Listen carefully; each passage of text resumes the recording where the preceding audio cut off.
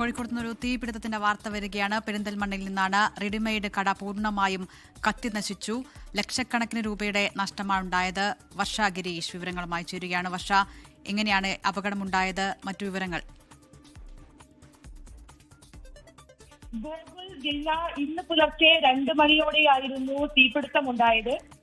പെരുമണ്ണ അങ്ങാടിയോട് ചേർന്നുള്ള മിനി ബൈപ്പാസിലെ റഹീമിന്റെ ഉടമസ്ഥതയിലുള്ള തുണിക്കടയിലാണ് തീപിടുത്തമുണ്ടായത്. കടയ്ക്കകത്തു നിന്നും തീയും പുകയും ഉയരുന്നത് ഇതുവഴി പോയ യാത്രക്കാർ ഇവിടെ ശ്രദ്ധയിൽപ്പെടുകയായിരുന്നു.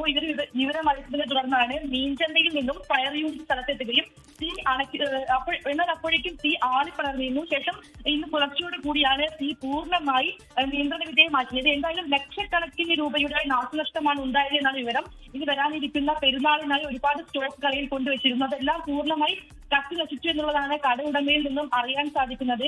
എന്തായാലും തൊട്ടടുത്തുള്ള കടകളിലേക്കെല്ലാം ഭാഗികമായി തീ പടർന്നെങ്കിലും വലിയ നാശനഷ്ടം ഉണ്ടായില്ല എന്നതാണ് ഇവിടെ ആശ്വാസകരമായ കാര്യം. അതേസമയം തീ എങ്ങനെ പടർന്നു, തീ എങ്ങനെ പിടിച്ചു എന്നുള്ള കാര്യം ഇതുവരെ വ്യക്തമായിട്ടില്ല.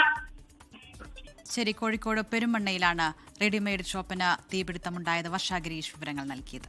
ലോകത്തെവിടെയായാലും ഏത് സമയത്തും 24 വാർത്തകളും ഓഗ്മെന്റഡ് റിയാലിറ്റി പാക്കേജുകളും എക്സ്പ്ലെയിനറുകളും വിശദമായി കാണാൻ ഞങ്ങളുടെ യൂട്യൂബ് ചാനൽ നിങ്ങൾക്ക് സബ്സ്ക്രൈബ് ചെയ്യാം.